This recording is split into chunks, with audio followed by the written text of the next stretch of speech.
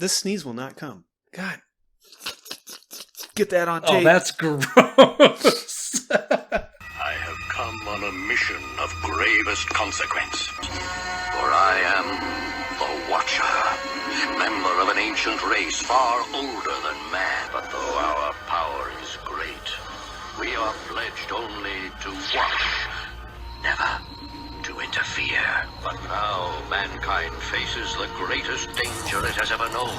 The danger of the Watchers of Earth. 199,999.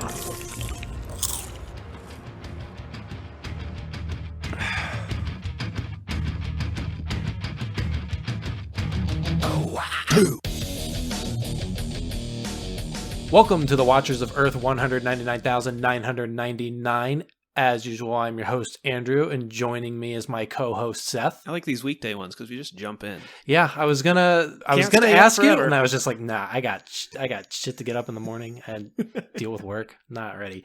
Anyway, our third co-host, Joe, couldn't be here today because he's busy on a bus reading about psychotropic drugs. And our fourth co-host, Watu, is here, but he has sworn only to watch and to never interfere, especially on a work night. Yeah, he's got stuff to do tomorrow morning. Today we watched Doctor Strange, which originally premiered November 4th, 2016, directed by Scott Derrickson, written by John Spates, Scott Derrickson, and C. Robert Cargill. While on a journey of physical and spiritual healing, a brilliant neurosurgeon is drawn into the world of the mystic arts. And Andrew, since this is one I was waiting for, you can ask me, since you like to ask me on the ones that... What did you say last time? You like to ask me on the ones you think I'll like or whatever? Or you're really interested in my opinions? I guess I'm always... Now at this point, I think I always just want to hear your opinion before I have to start defending mine. Which brings me... I gotta bring up my ranking sheet. Yeah, Seth, what did you think of Doctor Strange? As with all of these weekday ones, there's a big old asterisk. And this was one that broke... I keep mentioning that we hit play and then we tune everything out and nothing exists except for the movie. We don't talk. We don't notice each other. We just watch the movie. And an hour in, Kirsten's like, oh, our groceries are here. Because we ordered groceries. And so we had to pause it. And then we ran around. And I went to the restroom. And then it was just like a whole big thing. I liked it with a big old asterisk. And I don't know how much of that is me wanting to really like it. Because... I was just telling Kirsten, I like magic heroes. I've always been interested in Doctor Strange. I've never read a ton of him. I can think of like stories I've read of his, but I can't really think of any, I don't know. I remember Spider Island, but I don't remember Doctor Strange stories. And this was just kind of, I was really excited for it. And I don't know, I didn't think it would blow my brain, but it just kind of was. And it wasn't bad. It just kind of was good, which is a weird way to talk smack about it. Does that make any sense? Yeah. I can keep going. And a lot of that's going to come after a sentence. You know, a lot of that'll come out in this. This is the most fascinating experiment. This podcast is the most fascinating experiment. You're learning so much about me. We've been friends. I'm not learning anything about you because decades. It's like every episode, like we could watch this again tomorrow. You're recording with a new man. And you can purge this from your brain and we could watch this again tomorrow and you could have a completely different opinion. Uh-huh. I have learned, having edited these episodes while we're talking about them. I'm like the wind later and fickle. episodes. And you are completely contradicting yourself on different movies, the big one being The Incredible Hulk. But this one... I did not like this when it came out in theaters. I did not like it now. I don't think it's bad. It's a better Thor, but it's everything that I didn't care about in Thor. It's better. Like, it's better in almost every way, but it's the same thing that it's the same stuff I didn't care about Thor. It takes fantasy and turns it into sci-fi, unnecessarily so. I think all the visuals are boring. Like, they're interesting, and in a completely separate movie, I think they'd actually be fun. I mean, yeah, Inception did this first.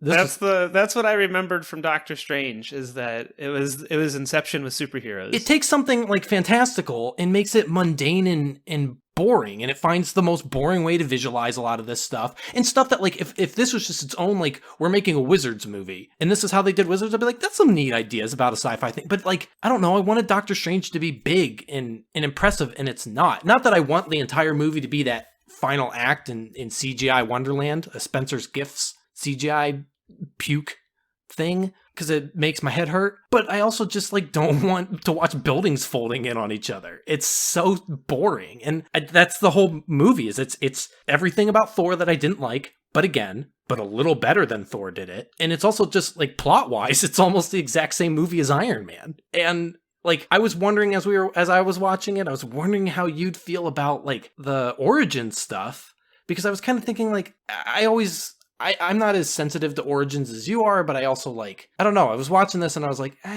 the origin the origin is kind of the whole movie, but I guess it's not like half. It's not like a lot of just watching him learn shit, I guess, but the watching him learn shit is so boring to me, which reminds me of the Captain America thing, where I was just like, I don't know, I felt like the watching Captain America become Captain America is done and over real fast, whereas you felt like it dragged on forever. And in this, I was just like, it didn't feel like it dragged on forever, but man, is it boring. Like, I find this movie like completely forgettable. It's not bad. Like, I will have positive things to say when we get into the discussion, but I don't like it.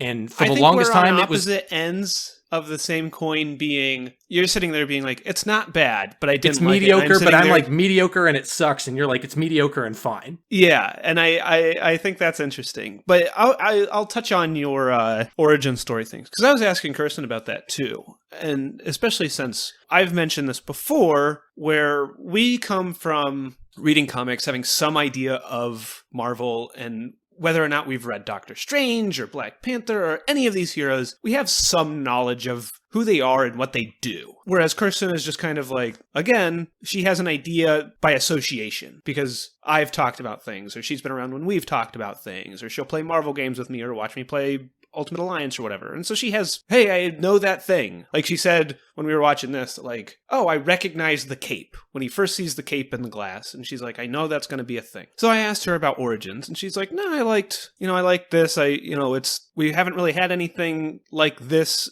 in the Marvel Cinematic Universe, this being pure fantasy magic, which I think it sounded like you kind of disagree with. And I completely disagree. But, coming from somebody who, I did feel this, I felt like he was a doctor for a really long time. I was just kind of waiting for him to be, he didn't need to be Sorcerer Supreme or anything like that, but I was just like, give Doctor Strange magic. Like, I don't know, I'm smart enough, I can just jump in, like, and have him just go to, it felt like it took forever to get to Kathmandu. It felt like it took forever to do a tiny bit of magic. It also didn't help that I found him frankly insufferable. I think he's, again, it's the same better and worse all at the same time, as I've been comparing to all of the Thor and everything. Like, it's the same thing as Tony Stark. I think Tony Stark is a bigger dick. I think Doctor Strange was more annoying to be around for as long as the movie made me want to deal with him. But Tony Stark is like, I could be in a room with Doctor Strange and ignore him. Tony Stark is obnoxious. Like, I would just fucking leave the party. Tony Stark, like you said, Tony Stark is a dick. Doctor Strange is an asshole. I feel like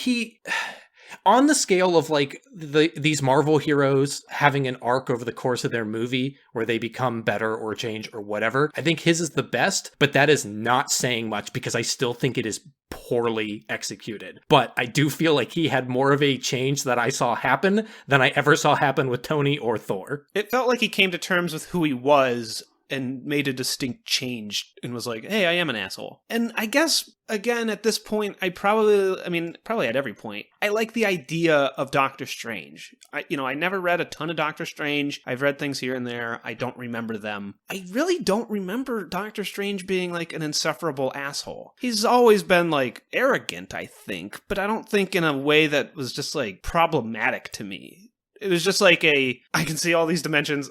I have a lot going on. I just need to be, you know what I mean? Like, he felt, I guess, yeah, I never really thought too much on it before this movie did Tony Stark again. And then I've read more Doctor Strange, and some of them kind of treat him as kind of a jerk. But it's always kind of like a Reed Richards, like, my attention lies elsewhere, as opposed to just, I have bigger things to worry about right now than yeah, this. It's not like I don't care because it's beneath me, but just like I don't have the time to deal with personal conversations, or I've got other things that I'm more concerned with, sort of stuff. Like I said, like a Reed Richards sort of just like, all I can think about is science. And that's good. Well, except he's like, all I can think about is magic science. This makes him feel very Tony Starkish, and just, I don't know, it's not like, I'm sure people love it, and this had a lot of problems. Again, I'm sure it's just my state of mind or whatever, but this had, every joke feels forced. In every joke, I just immediately teleport into a crowded theater where they say it, and then everyone's just like,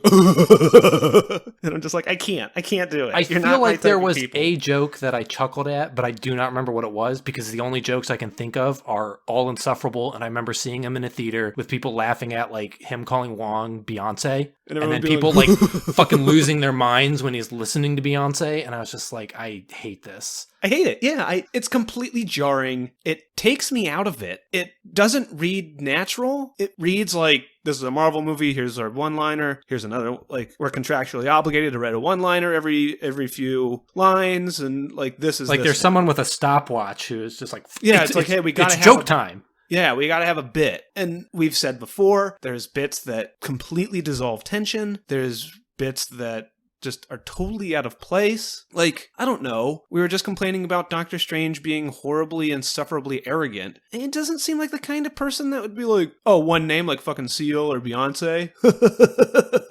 I don't know. He just doesn't seem like that person. But you know who does? Like Paul Feig. Just like, oh, they all love this stuff. We got to put it in the movie. And it's just like, I don't need it. I don't really want it. It works for some characters. You know, have Paul Rudd say a goofy one-liner or whatever. I don't really need it in this. And I don't really need it in, if you need it because you're contractually obligated, I'll let some go. It'll feel fake. It'll feel forced.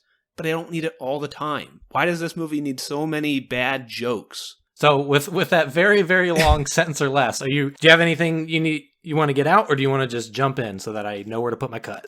You can cut. I think a lot of my stuff is fairly broad strokes. And that might be true for you just because, again, I think it's kind of mediocre. I don't even like how it starts off with the pop song. Because it starts off with like a dramatic, whatever the hell, what's it say? Caecilius. I'm looking at I could not remember what. Mads Macklemore. Hey-yo! He's got Macklemore name. It starts off with for as much as a PG-13 movie is, kind of violent opening where he cuts off a dude's head and they steal, they tear pages out of a book, which is like really violent. But then it immediately cuts to stupid pop music bullshit as Doctor Strange performs a surgery on someone's brain. And it feels like people liked Guardians of the Galaxy. This movie, kind of like how, again, to compare it to Thor, like you said, how you kept saying how Thor felt like the most Marvel-iest movie, which at the time I contested, but I see your point. Like, again, like this just feels like it is not necessarily the most Marvel-iest, but the most like boardroom, like it's written by an algorithm. Yeah, this is like they plugged in Doctor Strange and other Marvel movie scripts into a computer, and it just like force-fed scenes out. You know how people have been doing those, like, I don't know how it works. I don't even know what it is. It's like make people talk to each other, make fantasy characters. It feels like that, where it's just written by a machine, and that's probably why everything feels so weirdly stilted and stuff like that. Give me 1 second. I gotta turn on this fan. Are you glad I just went directly from my sentence into that? No period? Yep. We get a bunch of stuff about Steven being a doctor and being arrogant and how he only does... Actually, he's like a lawyer who only does, like, winning cases. There's not much there to... There's, like, an ex that is also a surgeon who is the night nurse, but I keep having to look at the Wikipedia page because I do not know anybody other than Dormammu Wong. McAdams.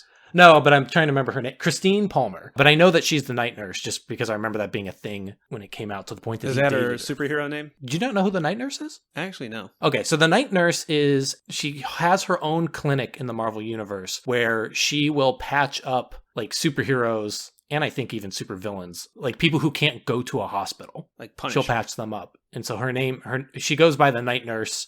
She has her own little clinic. For a while, Strange dated her. I thought you read Doctor Strange The Oath. Maybe you did not, but she's in that. At least I thought so. I never got around to it. It was always something I wanted to read, and I never prioritized it. But like I remember her from showing up in Spider-Man stuff. But like that's all you really need to know. He goes for a drive with his super fast car, and he takes a phone call. And okay, I remember when I was talking about, it might have been when we did Civil War, but there is a point I mentioned that there is a movie that like seems to place itself in a certain point in time that doesn't make sense to me. And that's this one. I have no idea when this takes place, only when it could not have taken place. And I don't know for how long it occurs, because this movie takes place after the events of Civil War. And granted, This is because of an Easter egg. And Easter eggs, like I said, the Infinity Gauntlet was originally in Thor. or at least in the promotional materials for Thor. Like, these kind of things can be, if it's not explicitly directly connected to something, any other connections or character names can just be like thrown out and they're non-canonical. But this makes a reference to Rhodey's accident in Civil War, because that is one of the surgeries that they are talking to him about on the phone.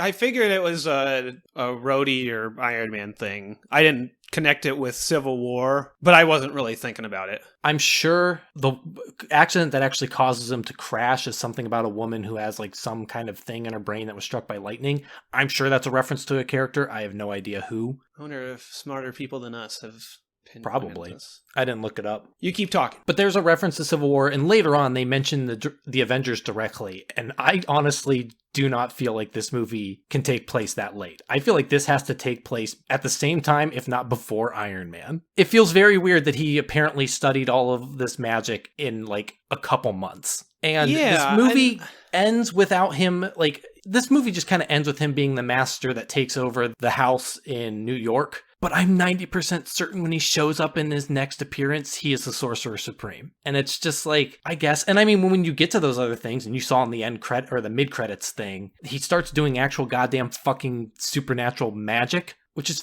like better. That's more fun than this stupid like sci-fi hologram bullshit. But it's just, I don't know. This movie's all over the place for me. I have like so many problems with it tonally. I have problems with like everybody's motivations, the story being just copy and pasted from other movies. Like I said, the placement, the Marvel universe, the cinematic universe is so like air quoting here, like carefully crafted that when things like this happen where I'm just like, this movie can't take place after Civil War. It just can't. And it's like this accelerated timeline of like, because of the nature of these things and how big they are or not. Like, he's a character that could have existed in secret through the events of Avengers and everything. I mean, fuck, you could say he was still training when Avengers happened, which is why he doesn't show up for any of that shit. It's just, I don't know. I don't like how the like condensed time frame. And it's like it's not necessarily this movie directly as much as it is like the movie doesn't explicitly say how long he's there. For all we know, it could be years. But because of the placement of it in his next appearance, it has to be in the place of like a year or so. That kind of like condensed timeline of the Marvel Cinematic Universe is one of the things I really hate about these movies. There's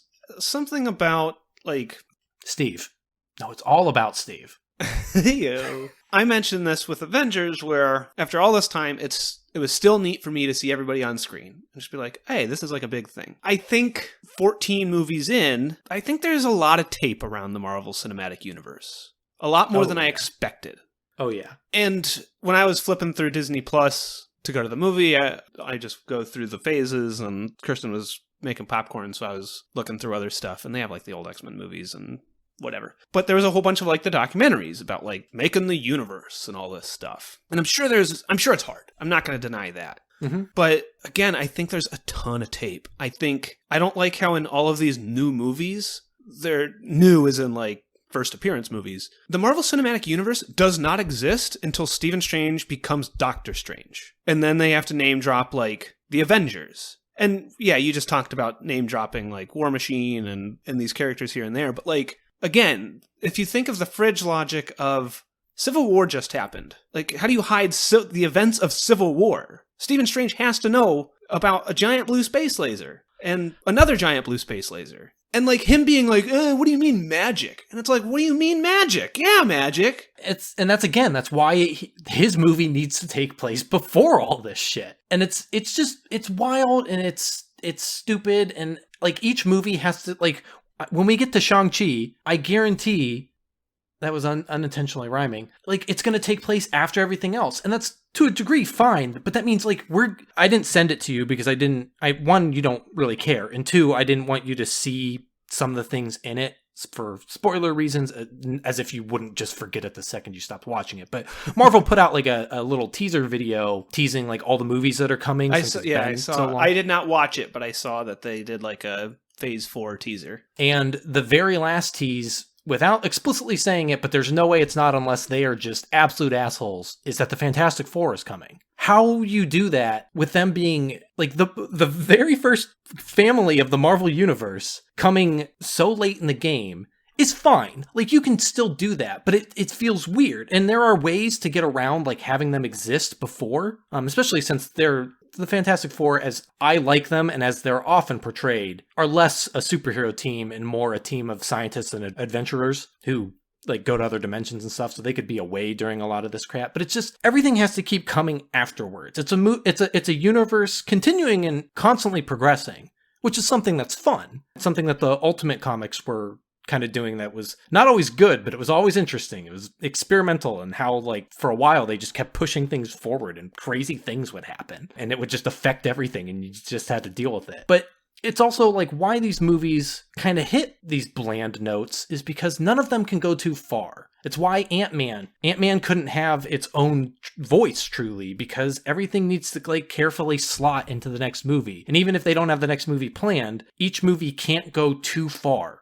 Like, they can't overstep their boundaries, because even adding a certain character might mean down the line you have to go, well, fuck, I had a plan for, I don't know, I can't even think of anybody, but like let's say, like, I don't know, when they're training at this martial arts institute, what if they just name drop Shang-Chi? Then you gotta fucking work with that when he gets his own movie. Or you just outright ignore it, but like, you can't have certain characters show up in things because it becomes a problem later on. And so, like, everybody's always excited to see, like, you know, who's the Easter egg character that's gonna show up in this or that. And the answer is, no one that anyone cares about. They literally are just an Easter egg, because it has to be someone that we know nothing's going to come of them. Like, there are references in these movies, and again, they're the little Easter egg call-out things to Wonder Man, to the point that there is an actor already cast for him. But that means they either will never do Wonder Man, which they probably won't, because most people don't care about him, or if they do, they either have to pull that actor back in, or they recast it and then either find a different explanation for all the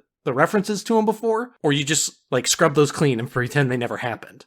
Like they did with Hulk. Hulk's a little different. I mean, you're right, but it was also like pre-super condensed cinematic universe, but you're not wrong. I think it would be interesting to hear non-familiar fans' opinions on origin stories. Like, do people, like, I don't know. The superhero stuff, while never doing what I want it to do, and I think it's horribly boring to watch just superheroes punch each other in the face, I'm waiting for the superhero stuff where they just punch each other in the face. I don't need an hour of Doctor Strange yelling at people and being insufferable and all this stuff. To be fair, while you lump that into origin stuff and you're not wrong, that's also just first act of a movie. The first act of most movies isn't just immediately jumping into action hero punches some stuff. It's action hero gets a call from his But the first act also isn't an wife. hour. No, I agree. And you could argue that the first act isn't an hour in this. But I'm just kind of like, I'm saying that thinking to your Fantastic Four stuff, what they should do is just have the Fantastic Four, we're on an away mission. And they come back, and we don't need to have a scene where Reed and Sue fall in love and get married, and then we don't need an origin story. Just the universe is established. Like you said, with your hands are too tied, you can't just introduce Easter eggs and then you gotta deal with that later. Like, just, you have a universe. Can't, like I was telling Kirsten, I can kind of just hand wave a lot of this stuff. Like, whatever, fucking magic, yeah, I don't need to care. Like, I've seen a whole bunch of crap in the last 13 movies. Yeah, I think this would have been more interesting if it, and I guess, like, in order to care about the character. I'm fine with seeing him as Doctor Strange. I'm fine even just, like, him breaking his hands and then just do, like, a little stupid, fuck, Batman trained in the East, and that didn't take 4 hours. Oh, it did in Batman Begins. Did it? I don't remember. Okay. That movie's fucking boring. I just remember it be like, maybe I'm thinking of one of the animated movies I think had him, maybe year one or something. It was just like a little montage. And I'm probably misremembering it. It was probably 4 hours and I probably hated it. But I don't know, like, either do something with the alter ego or don't. If you're not going to do something interesting. I guess, again, here's the I don't disagree with your, like, broad statement. At the same time, like, they did do something with the alter ego. It's not good. It's not necessarily interesting, but it is, like, basic character stuff. And I feel like if you exercise that entirely from the movie and you were just like, it's Doctor Strange, he knows what he's doing, then it would just be like, whatever. Like, in Captain America, you're like, he doesn't have an arc. And I agree, he doesn't need one. But I also feel like, I don't know, Doctor Strange just shows up and does magic stuff. Like, if he's not going to have an arc, he needs to already be Sorcerer Supreme. If he's Sorcerer Supreme, then that means he's already kind of doing the big shit. And if he's already doing the big shit, where do you go? I guess Like, I'm playing devil's advocate here because I also like disagree. I want to see the big shit, but I'm also like, where do you go? You got to start small to go big, because otherwise you just introduce Doctor Strange, he fights Dormammu, and it's just like another Thursday for him. And then when you get to the next movie, what do? I guess the alternative is, and what I probably really want is do way more with the alter ego. Like, I don't know. I was thinking, I mean, we're gonna get a movie that does that, and I'll hate it, and that's fine. Well, we'll see. I was thinking during the movie because this was another one where I was like, who's the villain? And then the answer is there is none. There's 3. In the book, he says Dormammu, and I was like, ugh. What I really wanted was for him not to fight Dormammu. To not even see Dormammu. Just fight fucking Mads Mikkelsen. Okay, I disagree wholeheartedly. I think Mads Mikkelsen is completely I love him. I think he's a fun actor. I'm not saying he's an interesting character. I'm just saying, opposite of what I was just saying about, like, just do the big superhero crap. And you're like, well, you can't just do the big superhero crap. Then don't. Like, why do we need to see Dormammu? And a lot of this comes with the asterisk of, yeah, you're right. You can't, you got me dead to rights. You can't just take Dormammu out of the movie and the movie's suddenly good. You're right. There's a whole fucking ton wrong with the movie. That's not even what I was going to say, though. I think the Dormammu stuff is the most entertaining thing in the entire movie. It's the one thing that, like, redeems it from being completely boring. Because it's not a big, stupid CGI superhero fight. It's just like I don't disagree, but I feel like in the same way that jokes always dissolve tension in weird ways, it would have been cool, since this is a universe, since Doctor Strange will return, since all this stuff's going to happen. Not that we need a whole movie on Doctor Strange. Like, instead of giving me stupid cameos and Easter eggs of War Machine and stuff like that, fucking just, like, talk about how dangerous Dormammu is going to be, and just, like, blue ball the shit out of me. Like, make Mads Mikkelsen's a more interesting villain who's just like, hey, we're bringing Dormammu in. But have I fully Doctor agree. Strange If you make Mads Mikkelsen more interesting, then I don't need to see Dormammu. The problem is, I don't know what you could do to make Mads Mikkelsen more interesting, because he just falls into the same trope as 90% of these movies, where it's just like, I'm gonna fight the evil me. Like, and since they all use the same stupid, boring, dumb magic, it's not even like Mads Mikkelsen is using death magic and, raising people from the dead, or Mads Mikkelsen has the time stone and he's using time magic, and Doctor Strange has to use these other, like, basic spells because he's just learning. They're all doing the same stupid bullshit. They're flinging stupid CGI sci-fi nonsense at each other, and Mads Mikkelsen is making buildings interlock and turning everything into a fucking screensaver. I hate it. And I don't know. I don't think your answer, like, I get where you're getting at. And honestly, there's not an answer for what I want. And there's not an answer that you're going to like, because, I don't know, I wasn't fucking hired to make the movie. And so me sitting here and being like, take Dormammu out. Yep, I know that doesn't fix it. Speaking of tape, you gotta tape a whole bunch of shit together to get this movie to what I want it to be. Like, and the answer is, I want it to be interesting. I agree with you that it's boring. I agree with you that there's a lot of parts that I'm just like, who fucking cares?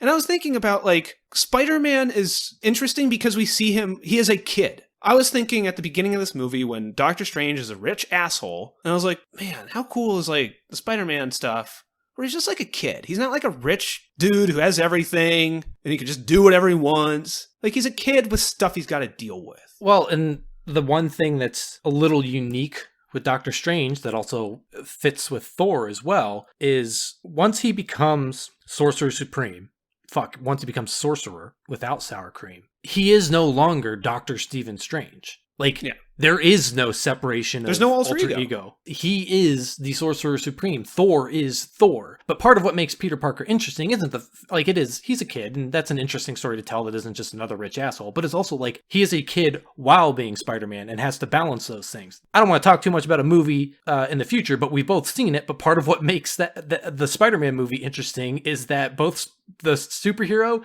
and the villain have dual lives, and they play off of each other in a way that makes the entire movie tense and intriguing. We mentioned with Ant-Man, where it's like, oh, it's like a bank heist or a comedy movie, but with superheroes. And I've heard that Black Panther is like, oh, it's like a heist movie, but with superheroes.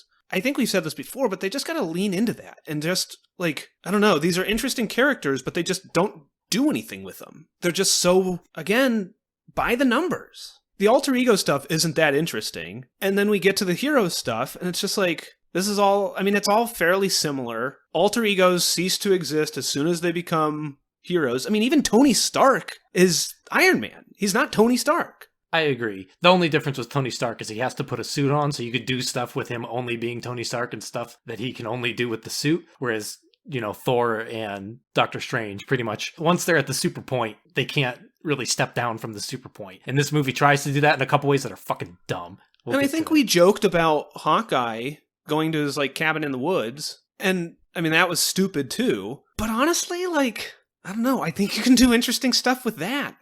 Not that it can carry a movie, and not that it makes sense in another movie, but I feel like Hawkeye is, or even do a Banner movie where he doesn't turn into the Hulk in the first hour, and it's all him just you remember in the great movie The Incredible Hulk, at the very beginning when I was just fucking give me the Hulk, and he was always hidden, and you're ooh, I like that. Give me a movie that's tense because Banner is trying to keep the Hulk from coming out, and it's a strong character drama. And I know that's not what people want, and I know that's why it'll never get made. But the other end of the spectrum is just by the numbers superhero movies. I don't disagree. My main contention is a little bit being devil's advocate, and also just I think you're making a lot of broad statements that if you got exactly what you're saying, and you still wouldn't like it, because and I think a lot of it is I don't think what you're saying solves the problem or even addresses the problem or even is better. It's just not this bland crap, which is fine, but yeah, and I mean, I'm probably, I understand that all the stuff I'm saying is broad strokes. I understand that all the stuff I'm saying isn't well,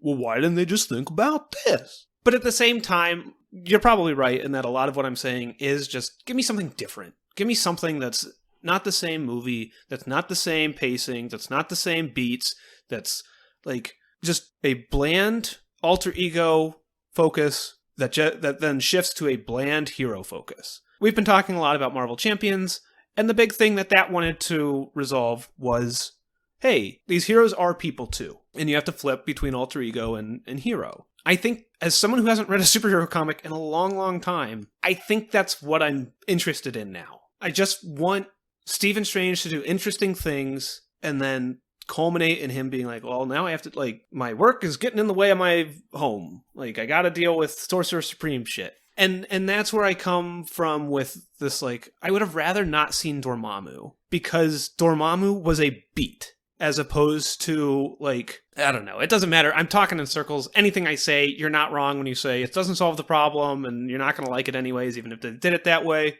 I don't want to dwell on it too much, but I'm thinking about your Dormammu statement, and I don't know, when you're give me Mads Mikkelsen instead, I don't know, Dormammu's the same, he is villain number 2 in a movie with essentially 3 villains, although one of them isn't really Mordo's not much of one. But it's a movie with 2 villains where one of them is really just for the final act. But in the end, it's more interesting, and I don't think it being Dormammu is the problem. You could have had Mads Mikkelsen do the same thing. It's not the fact that it's Dormammu, and it's not what he does, because what he does is the most interesting thing in the movie. It's still bland as far as that idea goes, but it's the most interesting idea the movie had. So Dormammu's not the problem. Adding or removing him doesn't change anything. It's just like everything else, it's just semantics. I mean, it's just they say Dormammu, and I just sit there and I'm okay, in a half hour or 45 minutes they're gonna fight Dormammu, and it's gonna be so you say other... okay, to put it to your Hulk thing, you're you want a movie where it's just Banner. The trick is you don't know. I don't know what I want.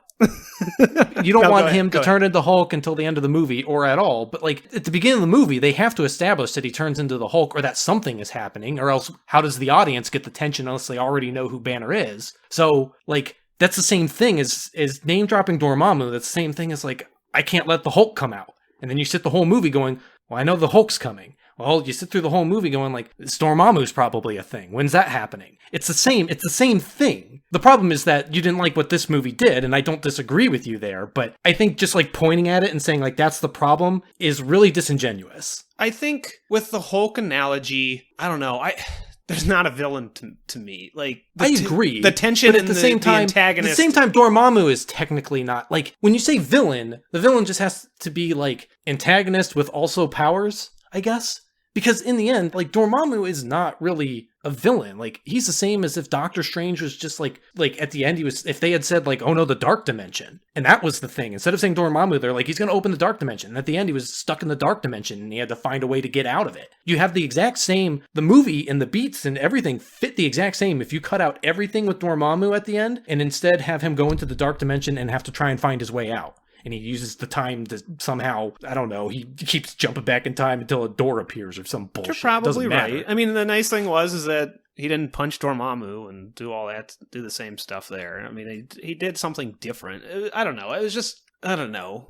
We've seen 14 movies and they're all the same. Like, it's just, give me something different, you know? And I'm sure this movie did different things. There's just a lot of stuff that's samey. There's just, I don't know. I would have rather just had him, like, learn to be Sorcerer Supreme or whatever to stop Mads Mikkelsen from summoning Dormammu. Like, I don't know. I never watched Rise of the Silver Surfer, and I remember everyone hating Galactus being a cloud. But, like, I don't know. The threat of Dormammu, I think, could have been interesting. And you're probably right in that, like, well, what does it actually change? Like, what does the semantics of Dormammu being a threat actually change? I don't know. I don't know. Like, there's something about, give me a cliffhanger. Give me something that, like, personal preference. I don't care for cliffhangers. I don't care for these movies when, like, something like Baron Mordo leaves at the end and he's like, don't worry, I'll do a thing next movie. I fucking hate that stuff. I find it very boring and uninteresting. And the tease for the next movie is more interesting in, like, the stupid little, like, mid-credit things where they're just like, here's characters from another movie talking about a thing that's going to happen. And I'm like, I don't care, but it's like more interesting to me to see that than to watch a trailer for a movie where I'm just like, ooh, a fun little, like, scene. Like, they got the characters together and they're doing a little bit, and that's fun. But, like, setting up and teasers and crap, like, I don't care for that kind of stuff, especially because generally there is no end game. Like, they may have had ideas for what to do with Baron Mordo, but, like, none of it's set in stone. It doesn't matter. All they needed to do was to make sure that he was a villain by the end, or opposed to Stephen Strange by the end, so that when he shows up next movie, he can be the villain, and we already know him, so we don't have to waste a whole lot of time explaining him, even though they don't really explain him in this movie either. Not that they need to, it just doesn't matter. And I guess the other thing that I'm not really taking into account, that you are, I think, is that these movies aren't made for me. I know who Dormammu is. I don't need to be told I don't need to see Dormammu. I actually didn't like how Dormammu looked, because I think his burning face is great. But I can hear Dormammu and be like, hey, quote-unquote world building. I'll take it. Doctor Strange he's getting into a bigger world with bigger threats, things that he can't comprehend. I'll take it. But I also understand that, like, hey, there's people that don't know who Doctor Strange is, people who don't really know anything about Marvel. You gotta have Dormammu. If you say it, you gotta have it. And you gotta have the origin. You gotta explain who Doctor Strange is. You gotta explain, like, whereas since I have some idea of who he is, it's boring to me. I find it so strange that, like, we started off and I was the one who was like, this movie's boring, but I don't like it. And you're like, this movie's boring, but I did kind of like it. And now I'm the one defending it from you. This is what you did with one of the movies. I remember distinctly having that same conversation with you, where in one of the movies you were like, I didn't like it. It was the opposite, where I think you liked it, and then the whole I think it was Captain America, where I liked it and you didn't, but I kept complaining. The whole episode about things. Was you being like, I didn't like this, and I was like, nah, I didn't mind that. Anyway, Steven gets in a car crash. His hands are mad fucked up. We got work tomorrow, dude.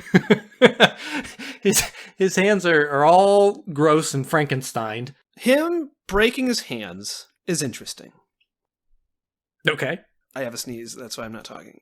I thought you were just, like, leaving it there and waiting for me to continue. Counterpoint. Stephen Strange breaking his hands is interesting. Mm-hmm. Him, like, building his livelihood on his hands, not having them, and then finding a new livelihood that doesn't necessarily depend on his hands, but comes about because of his search to get those back, I think is interesting. But the movie is a broad stroke of that. Not to rehash everything we just went through that we want to get past. But, like, I don't know. I know I say that I don't know. I can't make broad strokes anymore because you're right. They don't fix it. It's just like, this isn't what I wanted. I wanted something interesting and somewhat different. And I think you can do an interesting character thing with Stephen Strange, like, getting over his broken hands other than what they did, which is just kind of, like, boring. And it doesn't even, like, his hands being broken doesn't really matter. All it does is get him to Kamar Tal or Tash Kamar or whatever. Not to turn every point into like a 20-minute talking point, but to play devil's advocate, just because you keep setting up these dominoes for me. Knock him down. What you're saying is you want more origin. And then I just said that. I feel like the movie gives you exactly what you need to move on. He builds a life with his hands. His hands are mad fucked up. He can't do anything with them anymore. He searches for every solution possible to the point that he goes to fucking mysticism in the end. And it covers that, I think, fairly quickly for as much as this movie is concerned with it. One thing I will say about this movie, it's 2 hours. Man, it flew by so fast. It was a quick 2 hours.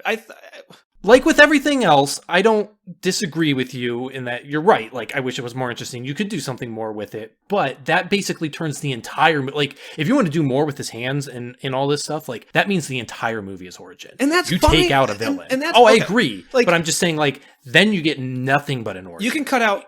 I'm gonna try and put my foot down on me. You can cut out anything after this point on when I do these long things where I say a thing and you're just like, that doesn't fix it. And I go, I know. I'll never cut it out because I'm too lazy. You know how long I have to listen to figure out where it is? I don't want origins because they're boring. I don't want superhero stuff because it's boring. I want interesting things. You don't want these movies. I want interesting things, and apparently superhero movies can't be the interesting things I want, and that's fine. That's a me thing. That's not a superhero thing. I don't know. I want these to not be another tangent. I watched Logan on a plane. I thought it was fine. It was something different. It was something that worked within its bounds. You know, we talk about it's a blank movie, but with superheroes. That's Logan. Logan's not really an origin movie.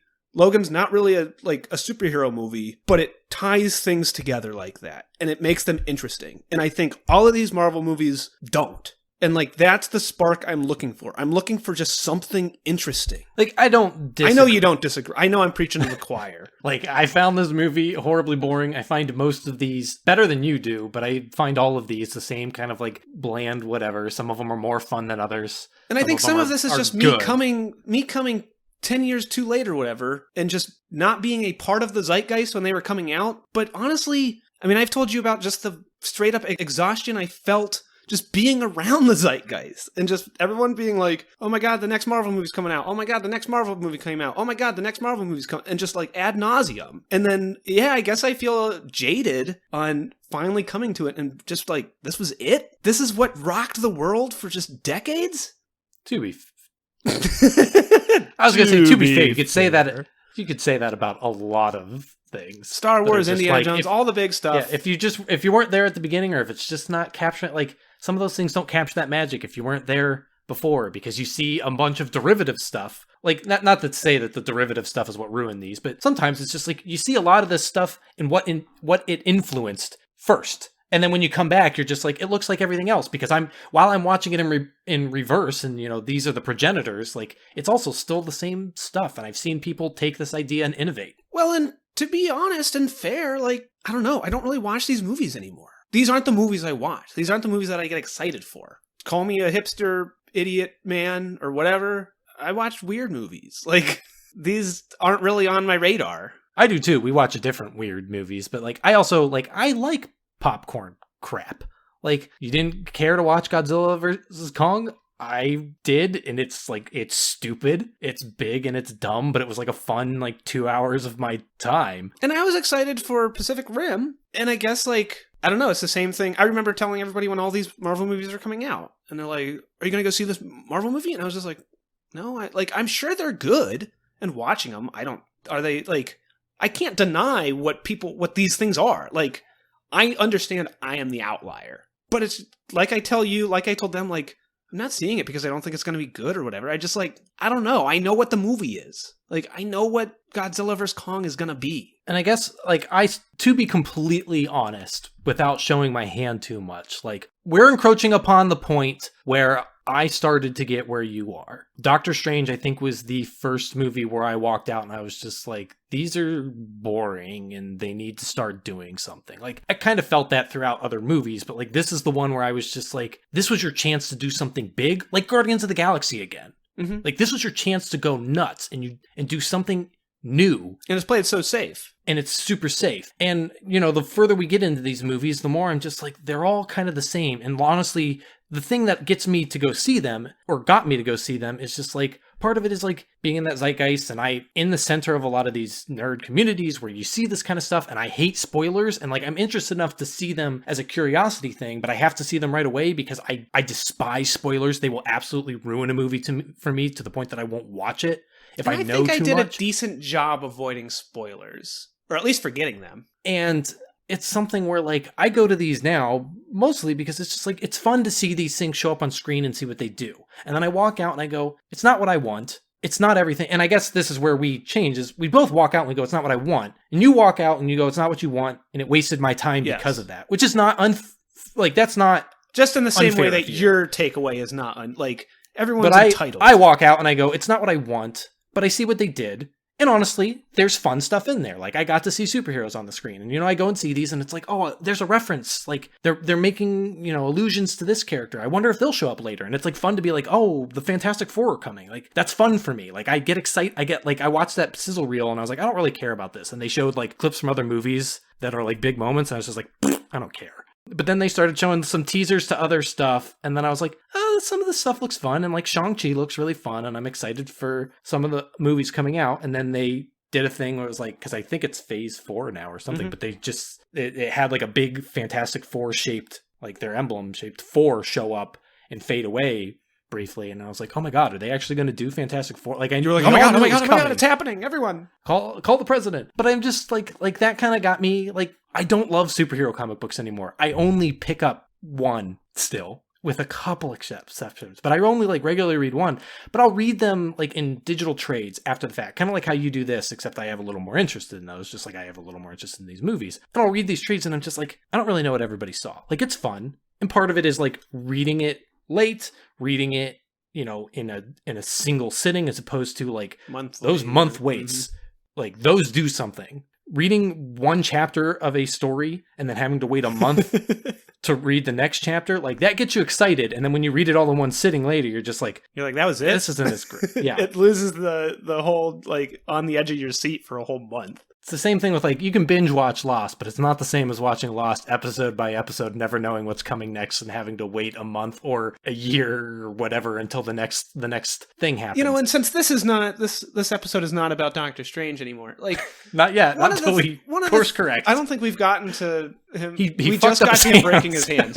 So I remember watching people watch like Stranger Things, and they binge watch all this stuff and whatever, and like you said, with like comics and waiting that month and being a part of that. And I remember in college when every Wednesday we would call each other and talk comics, and that was a lot of fun. And I think you were more involved in those. I mean, I went to art school and knew a whole bunch of friends that were into comics and stuff, but I never really talked to them a ton about it, or at least they didn't really buy them weekly. They read them in trades and stuff like that. In the current time stream of binging, you miss that, like, I partook in this, you partook in it as well at 2 different points, and then we come together. Like, I remember watching just like late night TV and stuff and going into school and talking about it. And that was the show was whatever, probably. Like, it turns it into an experience. Yeah, like, I'm a part of something. I'm a part of something bigger than its whole, and I don't engage in the One Piece stuff, but every time a new One Piece chapter comes out, I jump on like the One Piece subreddit, and I just kind of like read people's thoughts. And it's not the same, because I think there's a vast difference in talking about something with somebody that one-on-one, or 3-on-3 or whatever. Like, just scrolling through a giant forum thread isn't as enticing, or as, what am I really a part of? Well, and similarly, like, when I watch Kamen Rider, like, when a new episode of Super Sentai or Kamen Rider or Ultraman came out, like, everybody would be talking about it. We didn't all watch it at the same time, because you had to find someone that was hosting it and subtitles and everything. But we'd all, like, over the course of that week, like, you'd see people talking about it, and I get to see what other people said, and sometimes I'd try and be part of the conversation and stuff, and that was exciting. But then, like, when I'm binge watching old ones, it's just like, hey, everybody remember Kamen Rider Ghost? I'm ready to talk about Ghost. I know y'all hate it. I've been watching it, and it's fine. Like, I have opinions, but I can't, like, Nobody cares about these opinions anymore, because the next thing has come out. And, like, Kyle's been watching Forze, and it's really fun to, like, sit and talk with him, because he watches it, and I been rewatching it with him, and then we just kind of like talk about it every time he sits down. And it's been fun to watch him like slowly go from being like, I'm being forced to watch this because you asked me to watch it for your birthday, to like, I really enjoy the show and I yelled at my girlfriend and told her to shut up when she said it was stupid. And I don't know if, like, with us, we've talked for years about Power Rangers. We've talked about Marvel Cinematic Universe for 14 weeks now. I don't know if we're probably still chasing that lightning in a bottle that was the Almighty Johnsons. Yes. But a lot of it is just like a thing. Like, so many more things are things now than I feel like they were when I was in college. And that probably says more about me. And I find fun in things. I don't want to make it seem like I don't enjoy stuff anymore. Well, and we're also at a point in media consumption. There is a cornucopia of shit out there. And so it's hard to find that thing that really excites you, because it's always like, we've said, like, you just go like, it's not for me. I don't have the time for it. And it's fine. Because I keep trying, trying to recapture the Almighty Johnsons. Like, I'll see a movie or something and I'll tell you about it because I want to talk about it with you. And then you'll just be like, I'll put it on my list to never ever think about it again. And in my defense, some things I do say, I should watch this for you. Some things you do carry on a little bit, and I'm like, I'm going to watch that for you. But not often. You get more excited about things than... That's not even a dig at you, because I'm someone who's just like, I like to consume things. Like, I like to... Yes. I know need to a know lot of your people, thoughts. My brother has talked about how, like, he finds it weird because he's talked about there's like studies that say like people like to watch the same thing. Like, there's comfort shows and people like to go back to the same shows and just watch those over and over again. I don't do that very often. There's very few things that I'll watch again. I usually just look for something new because I'm always looking for something new and interesting to just like put into my pile of experiences. It's always worth your time to see and... new things. Yes. And so I'm always looking, like, there's a movie, I'm just like, that looks kind of interesting, I'll turn it on. And if I like completely hate it, I'll turn it off. But even then, it kind of sits in the back of my brain of just like, I should finish it just to like have a complete thought on it, rather than like, I didn't like it and I stopped. And I don't really know where we're going anymore. We kind of like completely... So Doctor Strange got in a car accident. He breaks his hands are mad fucked and up. goes to Kathmandu. He finds Mordo. While he's in Kathmandu, this is where I noticed Benadryl Cumberbund is freakishly tall. Maybe everybody in Kathmandu is really short, but he is like a full like head and a half taller than everybody else. Here's my question to you. How did you feel about his American accent? It's not good or bad. He does the same as like Hugh Laurie's House, where I don't know what it is about English people, because I've heard it from a couple English people trying to do an American accent where they growl. That's how we are. And so he just like has this low rumble in his voice at all times that sounds like he's forcing. It's like it feels like he is like using every muscle in his throat to like force his natural accent down. It's something that, like, I don't know, just make Doctor Strange fucking English. Like, I don't care. You know what I mean? Like, what do you think of Eggs Benedict? Hey, I love it. Love it. It's like Shyamalama Ding Dong. You said the name wrong. Anyway, what do you think of Benedict Cumberbatch? Had to think. What do you think of Benedict Cumberbatch as Doctor Strange overall? It's hard to say because he has the American accent, which is distracting to me because I'm just like... I agree with that. Like, it's like watching a dubbed movie. It's like, wait a minute, you're not Benedict Cumberbatch. He has the American accent. Doctor Strange is also written as an insufferable asshole. And so it's hard for me to be like, I think he played an insufferable asshole well. I think he looks good. He's got the cape on. He's got like the blue smock on. I think he covers a lot of like the general visual like shortcuts of Doctor Strange. And this is a thing that I always thought, and I thought it was just me, but then I learned that it was apparently intentional with Steve Ditko. Vincent Price. Well, Vincent Price, but I thought he was coded as Asian. I could be wrong. I had read something that said like he drew him to be of some kind of Asian descent. And I don't know how true that is. I honestly do not remember where I read it. I'm not familiar with that because I always thought... But classic Doctor Strange always kind of had, and it could just be like, he always kind of had like slender, like thin eyes. And because of his origin of, granted he didn't start there, but going to Asia and learning mysticism, I always just kind of assumed that he was of Asian descent. And then modern stuff, like, I guess I wasn't more white. I'm not familiar with that. I knew there was a lot of like Oriental fetishism and like that Oriental mysticism,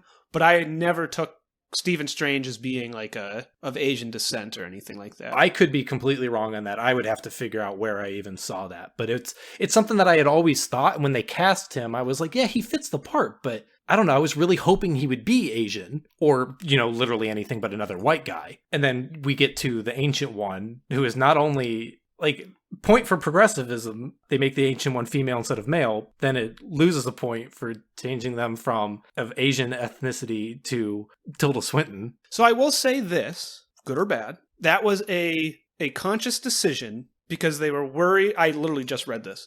Because they were worried about it appearing to be like Asian fetishism. And I can see that. But it's also something that becomes real weird because they, in a universe of movies where characters are completely bland and or white, well, bland too, but just white dudes, to take a character of an ethnicity and whitewash them is a poor choice.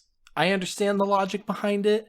I don't think there was any ill will behind it. In fact, I think it was done with good intention. But it's a damned if you do, damned if you don't kind of thing, I believe. But anyway. I'm trying to think of like because I remember for Comic Book Club, we read an old Doctor Strange story, and I'm trying to remember what it was. I don't know. Whatever it was like a classic Doctor Strange story, and it sucked. I hated it.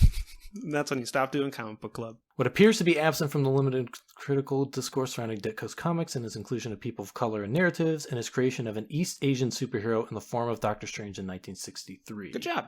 Well, that's just a sentence. I'm trying to see where they back it up. Comics writer Kurt Busiek tweeted, this is probably where I saw it because I follow Kurt on Twitter. Comics writer Kurt Busiek tweeted his observation that Doctor Strange was originally presented as Asian and then retconned as a white character a few stories later. A few blog posts, but there's been no significant scholarly or historical attempt to address Busiek's argument. Every time someone...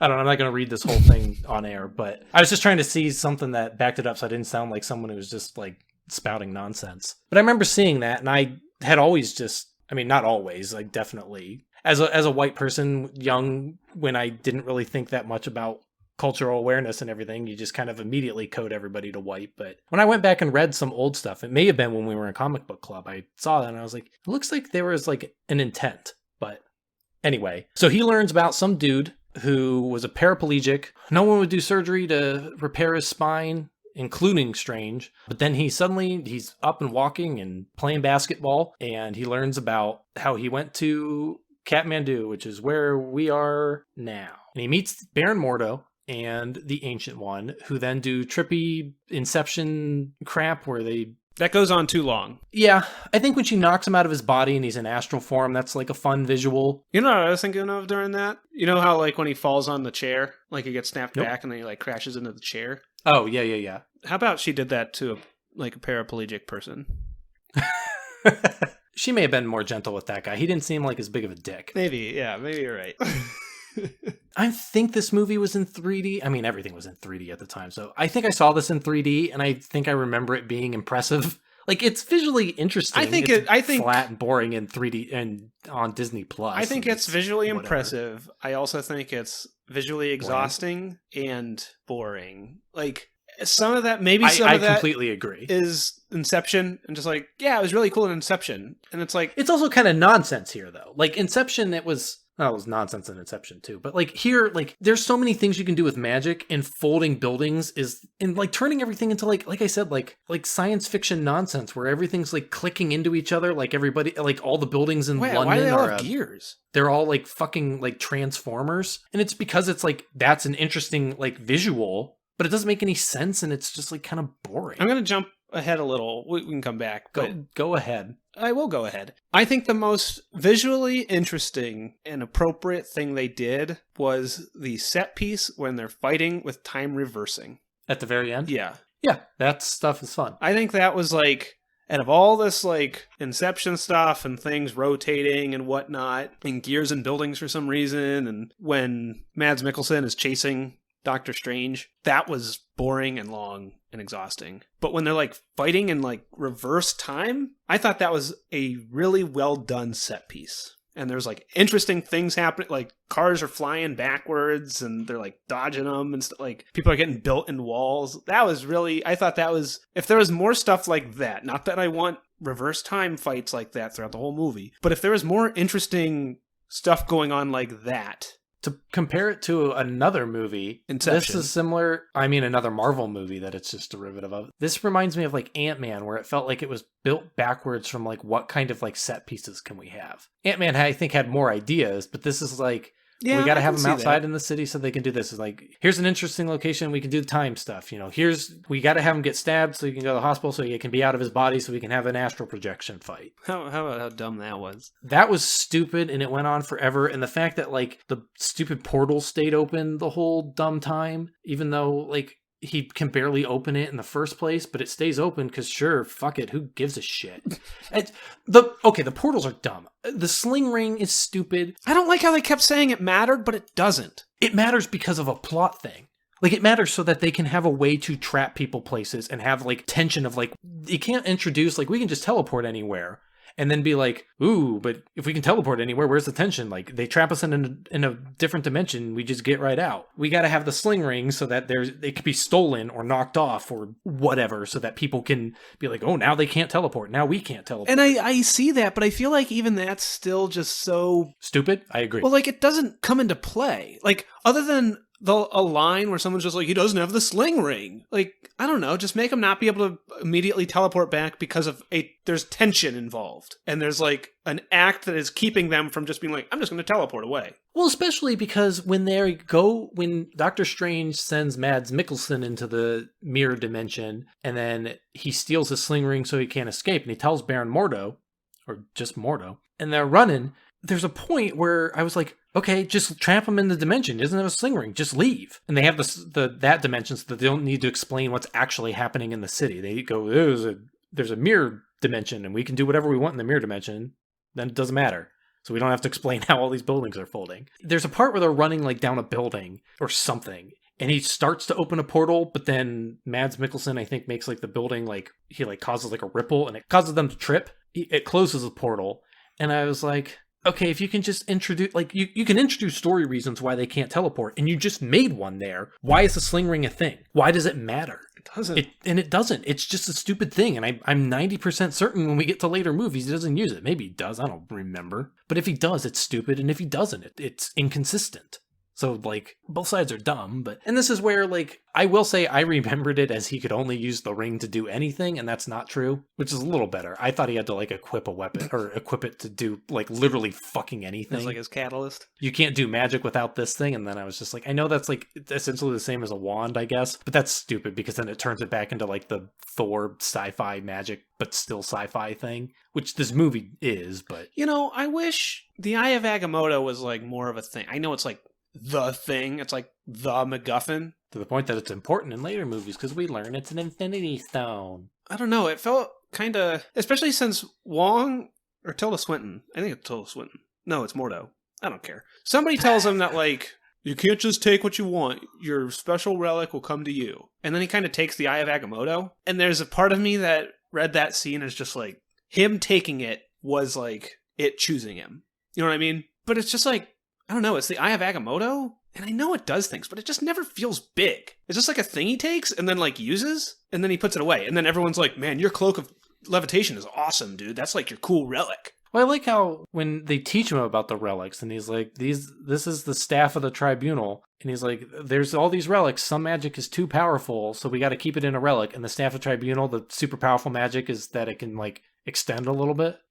That's a super powerful Stephen Strange uses magic to make the staff of the living tribunal, because he makes the whip sword thing. That's not the staff, though. That's his own stupid, dumb... No, that's what I mean. I'm like, now. Why is this cool super relic, like, just a thing Stephen Strange can do with magic? Well, yeah, and the other cool super relic is, like, I got these boots that let me walk on the air, and it's like, that's neat, but, like, I don't understand why that's not something you could do without the boots. Like, if you were just like, hey, you know, we can make these, like, magical Captain America shields all over the place, you can also make them on your feet and walk around. I'd be like, yeah, I guess so. Like, but why? I don't know. I don't care. But it's stupid. And, like, when he introduces it and he's like, hey, you got the Wanda Watum in these, or not the Wanda Watum, later Wong just takes that. So did the Wanda Watum choose him, or did he just He doesn't play by the rules. Pick it up. He shows him the staff of the living tribunal in his stupid fairy boots that gives him, like, +1 jump so that he can cross bigger gaps in later levels. And then Steve is like, when do I get my magical relic? And I was like, at what point did anyone tell you that you got your own? He just picked one up now off of, like, a display of them. Yeah, it was like a rack and of he happened to have these boots, like... At no point did he say, like, you're going to get your own. It's going to be your special one, Harry Potter. It'll choose you. Mordo was just like, and here's this relic. This relic does this thing. and here's this relic does this, and these are all mine. You don't have one. It's like Stephen Strange was like, oh, and which one of those is mine? None of them. They're all mine. Nobody else can have them. They're mine. It's stupid and it's dumb and like all the training is stupid. Why wouldn't they make a Sanctum Sanctorum in Kathmandu? I know because it's not a big ass city, but like I don't really understand. Okay, so the Sanctum Sanctorums, something was there first, and then the cities were built around. Oh, they just built on like ley lines. Okay, something like that. Because I mean, I guess Kathmandu is the center hub of all three of them. Maybe Kathmandu is its own Sanctum Sanctorum. It's just not a Sanctum Sanctorum because it's a. But it's not part of the protection.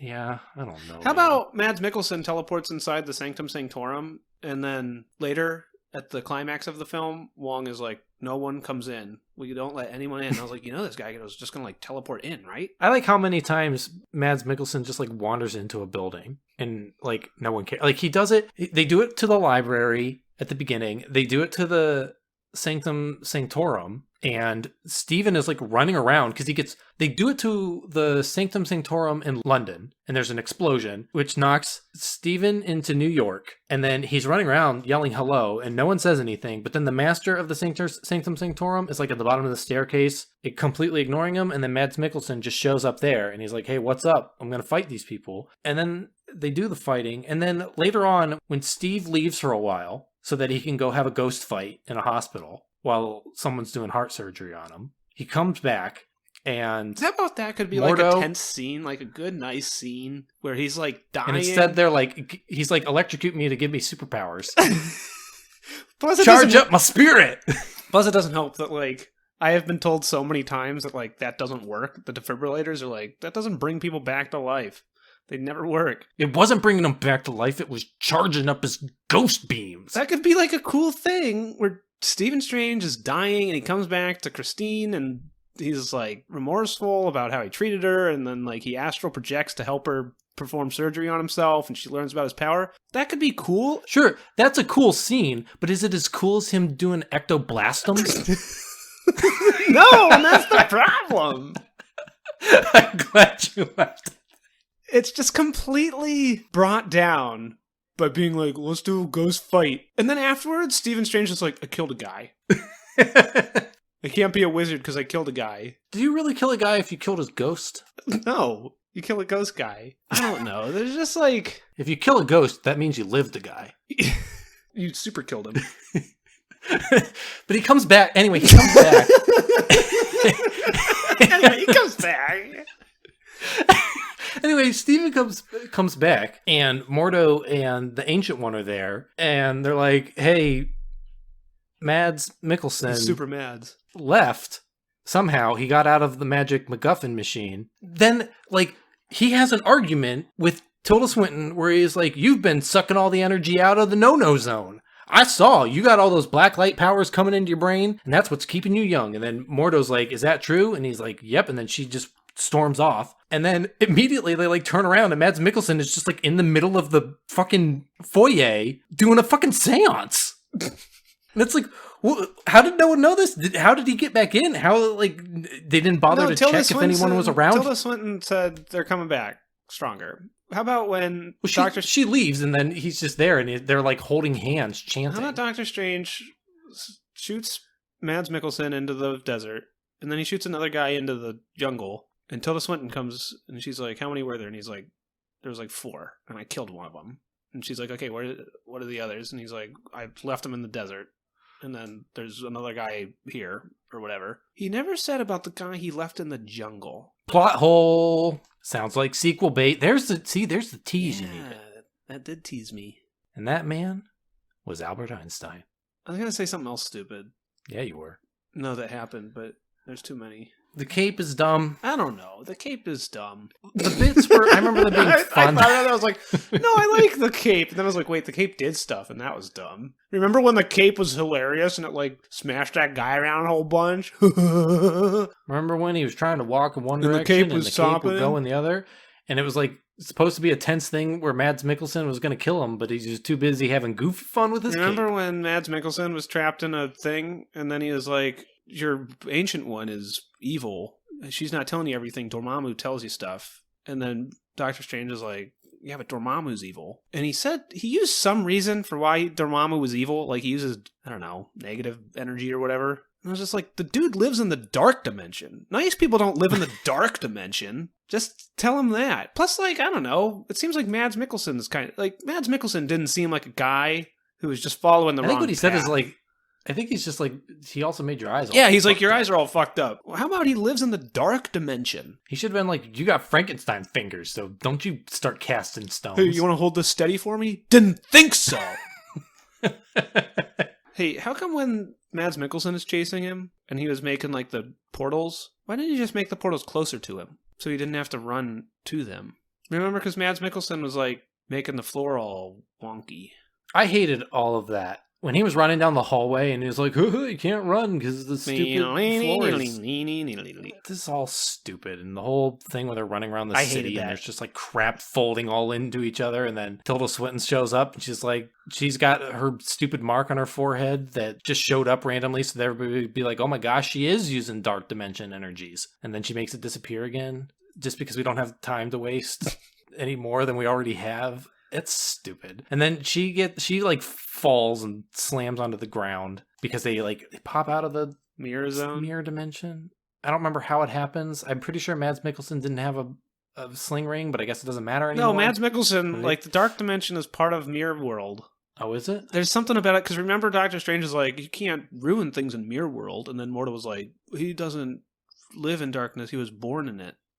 And Mads Mikkelsen is like super powerful in Mirror World. I remember him being more powerful in Mirror World, but I don't remember the reasoning. Maybe you're right. Maybe it is connected to the dark dimension. I don't care. I do remember that line. I just don't remember the context around it. Anyway, and I don't care. Anyway, yeah, Tilda Swinton like falls from freaking 800 stories up and then smashes through glass, and then everyone's like, save her, please. Dude, she's probably mush.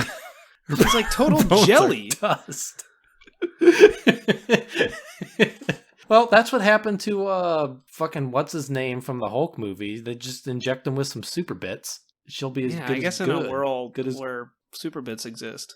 I like how you can just pull... Is it Amy Adams? Who the fuck is this actress? The Night Nurse? Rachel McAdams. You can pull Rachel McAdams like away and just be like, hey, come... I'm just going to like pop up in this hospital, ask where you are. No one else is going to care that I'm like bleeding out. And then throw me on a table in this abandoned surgery room and operate. How about he does that and then the evil guy just like, hey, what's going on here? Doctor Strange is just like, where's the Night Nurse in an empty operating room? And then the bad guy just stumbles in it. And sometimes your spirit energies will knock things over and sometimes they won't. Anyway, when they bring her in and they just like wheel her in and he's like, hey, let me suit up for this surgery even though I've been gone for months to a year and my hands are mad fucked up. And then, I don't know, then they go into spirit form again and now time slows down because rules don't matter. And I know she says like time is relative, but that's not an excuse. And then she's like, I've watched all futures, but they always end here because this is when I die. But I sucked the dark dimension energies. Why can't she just suck the dark dimension energies again? Is it because her body's too broken? Because that keeps her from aging or something. Because it's a world without time, so time doesn't apply to her. So she could but still it doesn't not help. age, but she would just be goo. Yeah, it doesn't help your bones being mush. Fair point. She's like, I'm gonna die now.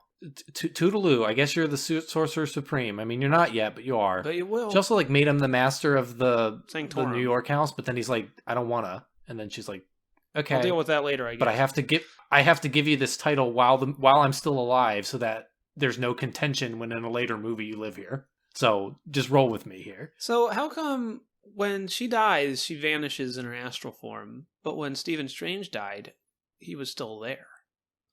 He wasn't dead though. I guess his heart just stopped, but he didn't die. That doesn't mean you're dead. No, I'm not your dad. What did your dad think about this? She gave up. I was thinking about that while I was watching this, because my dad, I've always wanted him to watch this. I'm curious what he would take from it. He's not a real doctor. Just because you're a Sorcerer Supreme doesn't mean you're a real doctor anymore. Because my dad cannot help but critique. Your dad didn't work hard to become a neurosurgeon just for the media and Hollywood to ruin him. Whenever he watches stuff, he always complains about how surgeries don't work like this or that, or these people wouldn't be operating these machines, and he gets all angry. He loved House, but all he would do is complain about it. But he would watch it every week. We should have had your dad on as a guest. I thought about that, but he would hate it. I do too. That doesn't stop me. He wouldn't want to talk about it. You don't either, but it doesn't. I still force you. I can't force my dad. But there's one thing I learned. I can't make my dad do anything but feel disappointed. Didn't we consult him on Power Rangers at one point? We texted him and he got back to us. That was a real show. Where we over the course of an episode. Doctors. No, I'm just also curious because he also is a big Doctor Strange fan. Well, he stopped practicing surgery because so now maybe he wants to practice magic. Well, maybe he lost. Similar to Strange, he lost feeling in his fingertips. His Strange can't move his gross Frankenstein fingers, but my dad lost feeling in his fingertips because he had a stroke. Oh, that's too bad. He couldn't perform surgeries anymore. I thought he quit because he was like, I'm not dealing with this coronavirus bullshit. No, he quit he was in a administrative role, and then during all the he didn't want to deal with, like, he had to fill out all this paperwork and crap so that they could set up his, like, he could use his computer from home and He's stuff. Like, this is and too much work. I don't care. Fuck that. How about being in that? That's living the dream, is being in the position to just be like, it's not worth it for me to deal with this shit. I'm done. Good for him. But I always told him to watch it, and he downloaded it at one point. Illegally? Because he was going on a trip, but he never watched it. No, he downloaded it on iTunes or something. Anyway, they go to Hong Kong, because that's where the end of the movie takes place. Yeah.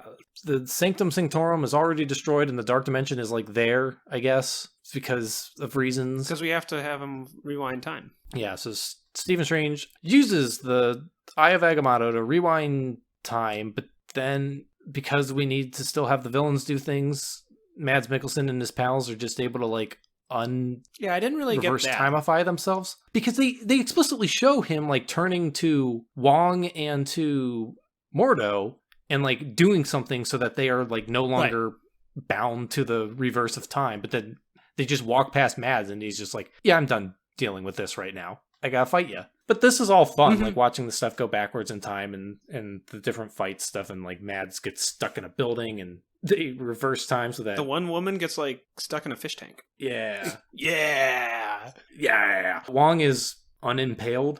I don't know. It's fine. It's fun. And then they're like, we can't stop him because of something about the dark dimension. I don't know. Someone says something. So Steven, like, he flies into the dark dimension. He flies into a Spencer's Gifts. I don't know. He shows up and he's like, I got a deal to make with you, Dormammu. And then Dormammu kills him, and then he rewinds. Like, I don't know, he set, like, a timer on Groundhog Day Eye is of Dormammu. Agamotto. Yeah, so he just, like, they keep reliving the same thing over and over again until Dormammu gives up. And he gives up after, like, 5 tries, and he's just like, I can't fucking handle this. Which, granted, for a guy who, like, I don't understand, in a world without time, how he has a word for eternal or forever. how any of this works. How does time work in a world without time? What is time? Ooh, it's a Like, weeknight. is it a world? We got work tomorrow. We're not getting into that. Well, it seems to be like it is just like a world lacking in, like, entropy. Like, yeah. They siphon energy from there so that Tilda Swinton never grows old, but it's not like it stops her from continuing to, like, exist and move and create new memories and interact with the world. It just keeps her from aging. But, like, time progresses because you can't have a conversation without time progressing. So it's weird because all he does is Groundhog Day him, but, like, they're doing it like he doesn't have any concept of time. But it's like, I don't know. Like, it seems like you could do that if he did have a concept of time, and he'd just be like, I'm sick of living the same thing over and over again. It's weird. It doesn't make any sense.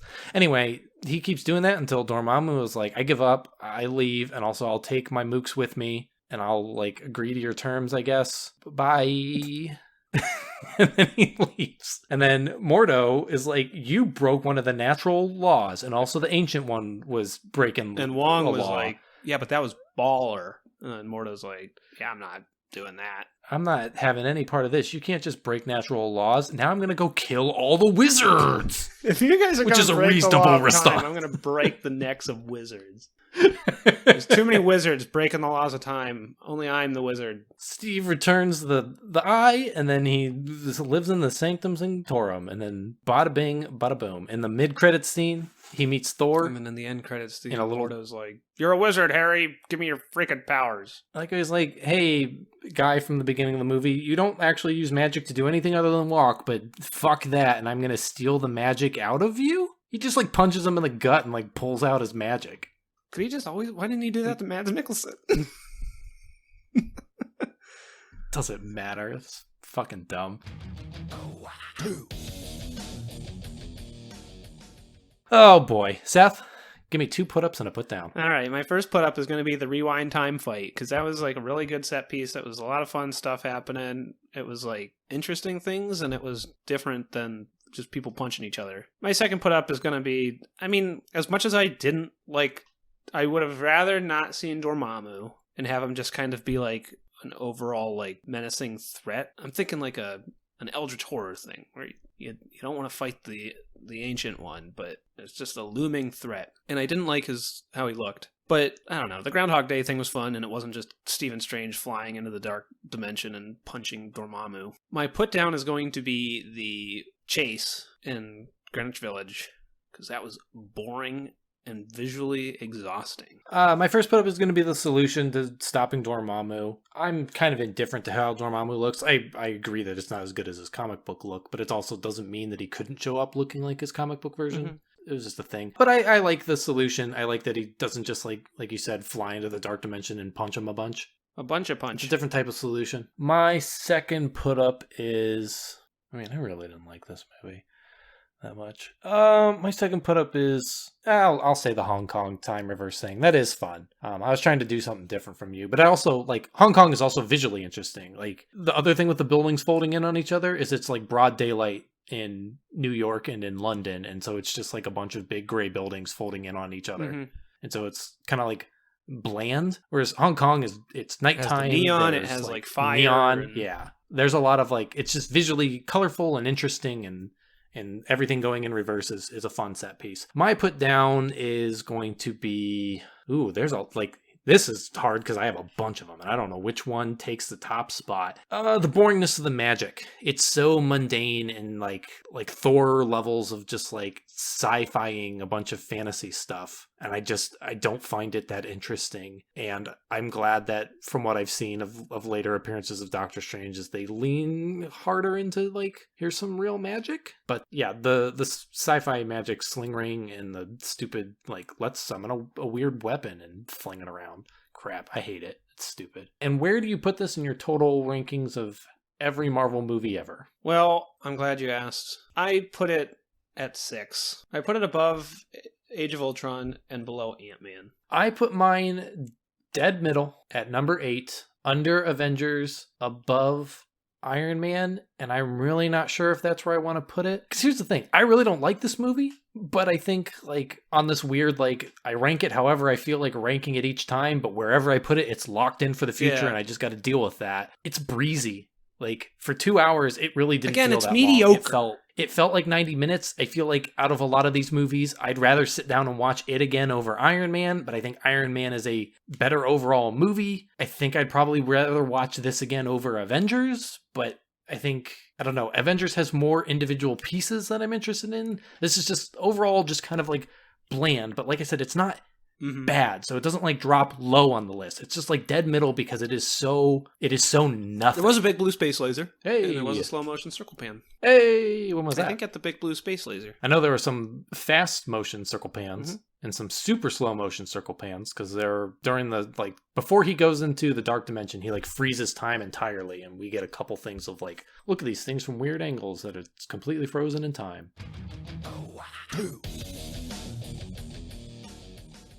Thanks for hanging out with us. If you like this, tell a friend. If you didn't, then lie to a friend. Check us out on Twitter at SoHowAbout. You can find me on Twitter at SethKumpf. You can find Andrew on Twitter at TessuDownist. And subscribe to us on YouTube at SoHowAbout. And join us next time when we do this once more with Interference. Watcher. Boo. Boo.